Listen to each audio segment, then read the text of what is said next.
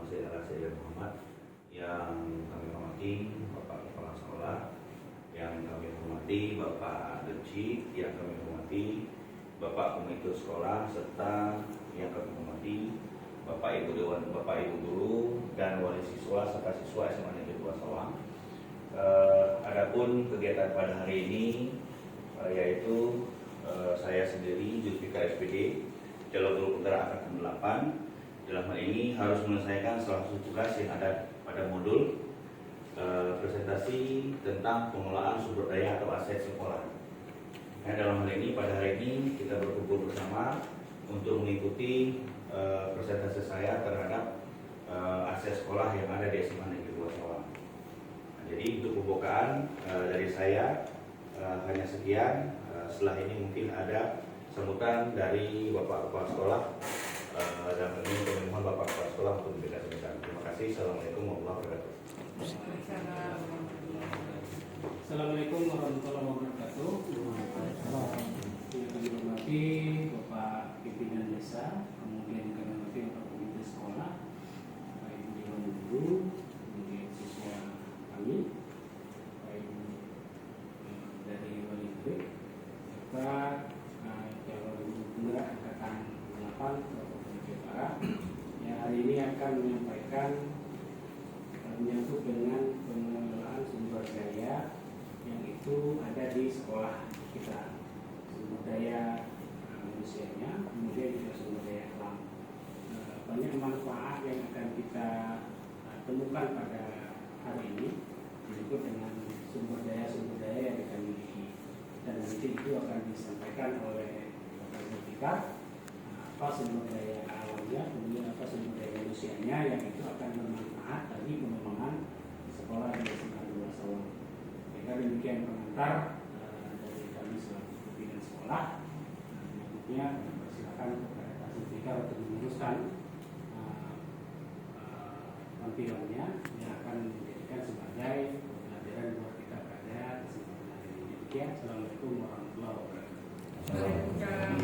Terima kasih Bapak. Baik, langsung saja Bapak Ibu. Pengelolaan sumber daya Zulfikar SPD, saya sendiri calon guru penggerak angkatan 8. Kita masuk slide kedua. Nah, Bapak Ibu sekalian, kita lihat di sini sekolah sebagai ekosistem. Ekosistem sekolah adalah sebuah bentuk interaksi antara faktor biotik atau unsur yang hidup dan abiotik yang tidak hidup. Nah, kedua unsur ini, biotik dan abiotik, saling berintegrasi antara satu dengan yang lain, sehingga mampu menciptakan hubungan yang selaras dan harmonis. Seperti kita ketahui, dalam ekosistem sekolah, faktor biotik dan abiotik ini harus saling mempengaruhi dan menentukan keterlibatannya aktif satu sama lain. Nah, Bapak Ibu, di sini kita lihat ada faktor biotik dan abiotik. Nah, faktor biotik yang ada di ekosistem sekolah yaitu yang pertama ada murid, kemudian kepala sekolah, kemudian guru, staf, teknik atau tata usaha, kemudian pengawal sekolah, ada orang tua, ada masyarakat, ada dinas terkait dan pemerintah daerah. Nah, kesemuanya ini adalah faktor biotik di dalam sebuah ekosistem sekolah. Nah, yang kedua ada yang namanya faktor abiotik di ekosistem sekolah. Apa saja? Yang pertama ada keuangan, yang kedua ada sarana prasarana, yang ketiga ada lingkungan alam. Nah, kalau sarana prasarana ini seperti kita ketahui misalnya seperti lab, ruang kelas, dan lapangan. Oke, nah aset-aset dalam sebuah komunitas. Seperti kita ketahui, Bapak Ibu semua, anak kami, sebagai sebuah komunitas, sekolah ini dapat memanfaatkan sumber daya yang dimiliki sama seperti komunitas pada umumnya. Nah, di sini pemanfaatan sumber daya yang dimiliki sekolah dapat memanfaatkan konsep yang digunakan pada pengembangan berbasis aset atau pendekatan ABCD. ABCD, pendekatan ABCD. Nah, Bapak Ibu lihat, bisa kita lihat aset-aset dalam sebuah komunitas. Yang pertama ada modal manusia, ada modal sosial, modal politik, modal agama budaya, modal fisik, modal lingkungan alam, modal finansial. Nah, dia ada 1, 2, 3, 4, 5, 6, ada 7 modal, ada 7 aset dalam sebuah komunitas. Apa-apa saja kita lihat. Nah, modal manusia. Di sini kita ketahui sumber daya manusia yang berkualitas. Investasi pada sumber daya manusia ini menjadi sangat penting yang berhubungan dengan tentunya pendidikan, kesehatan, dan kesejahteraan. Modal manusia di sekolah berupa yaitu murid, kepala sekolah, guru, staf teknik, pengawas, komite, wali siswa, dan masyarakat sekitar. Inilah modal manusia. Kemudian modal sosial. Nah, modal sosial dimaknai sebagai norma aturan yang mengikat warga dan investasi yang berdampak pada bagaimana manusia, kelompok, dan organisasi hidup berdampingan. Modal sosial ini berupa MGMP atau Musyawarah Guru Mata Pelajaran, komunitas guru, ikatan alumni, badan kesejahteraan keluarga sekolah, atau di sini ada namanya IKA. Inilah modal sosial. Kemudian modal fisik, Bapak Ibu. Modal fisik terdiri dari dua kelompok, yaitu bangunan yang dapat digunakan untuk kelas dan infrastruktur sarana prasarana. Modal fisik di sekolah, yaitu yang pertama di sini ada ruang guru, ada kantor kepala sekolah, ada ruang administrasi, ada perpustakaan, ada laboratorium, ada ruang UKS, lapangan olahraga, musala, kamar mandi, kantin, drainase atau saluran air, jalur komunikasi. Ini adalah modal fisik daripada sekolah. Kemudian modal politik. Modal politik di sini yaitu salah satu aset sekolah yang dapat digunakan untuk melahirkan kebijakan-kebijakan yang berorientasi pada tentunya peningkatan kualitas pendidikan, bukan pada hal lainnya. Modal politik di sekolah yaitu MOU dengan Polsek, Memorandum of Understanding.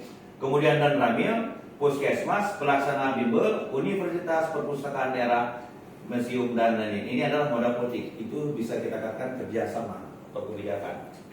Kemudian ada modal lingkungan atau alam. Nah, di sini kita ketahui potensi yang belum diolah dan memiliki nilai ekonomis yang tinggi dalam pelestarian alam dan kenyamanan hidup.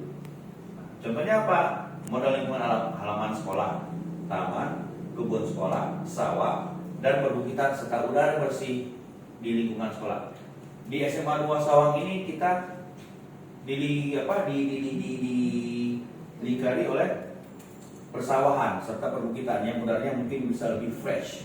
Kemudian modal agama dan budaya. Nah, di sini kita ketahui agama merupakan salah satu sisi perilaku yang sangat mendasar dan berfungsi untuk mengintegrasi perilaku individu dalam sebuah komunitas. Modal budaya, keadaan yang melekat dan mewujud seperti nilai dan tradisi. Modal agama dan budaya di sini Bapak Ibu, contohnya membaca Yasin setiap Jumat, mengaji pagi, sholat berjamaah, memperingati hari besar Islam seperti Maulid dan Isra Mi'raj. Ini adalah modal agama dan budaya. Kemudian yang terakhir Bapak Ibu, modal finansial. Nah, modal finansial di sini seperti kita ketahui bersama yaitu dukungan finansial atau dukungan keuangan yang dimiliki oleh sekolah yang dapat digunakan untuk membiayai proses pembangunan atau kegiatan sekolah. Ini sangat perlu. Apabila modal finansial ini tidak ada atau memang tidak tercover, maka itu tidak akan jalan.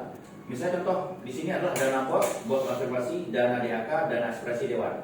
Kesemuanya ini salah satu modal finansial yang mana nantinya bisa berpengaruh kepada aset sekolah.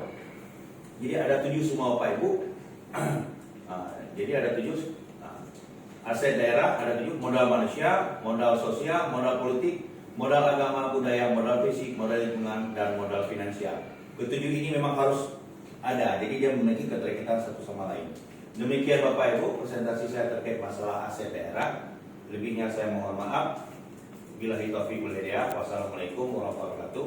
Demikian presentasi saya terkait masalah pengelolaan sumber daya, yang mana merupakan salah satu tugas yang harus saya persiapkan di LMS pada program Guru Penggerak Angkatan 8. Terima kasih. Mohon izin dan saya undur diri. Assalamualaikum warahmatullahi wabarakatuh.